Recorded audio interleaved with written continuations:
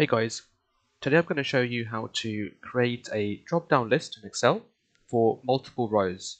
Now this is extremely useful if you're working through multiple rows and you don't want to keep on typing the same thing over and over again. So if we use this method, it's going to make life much easier for yourself and possibly for someone else in case you're making an Excel file for someone else to input data into. Okay, so as you can see, I've got a small example here in front of us. In column B, we have the name, so a list of names of people, and in column C, we've got the title which says likes orange soda.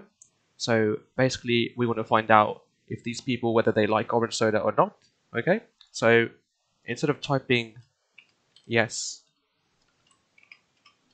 no, maybe, what we need to do is design it so there's a list here, a drop-down list, and we can just select it from a click of a button. Okay, so what you need to do first of all, let's go to data, then you want to click on data validation, then click on data validation again. Now you will see here it says data validation and settings. You want to click this drop down here and click on list, and in the source you just want to type in yes, then no, and then maybe, and then click OK. Now for this row you can see we've got yes, no, maybe, and if we just copy that and paste it across there, so all of these will have the same formatting. So if we just go ahead and populate this quickly,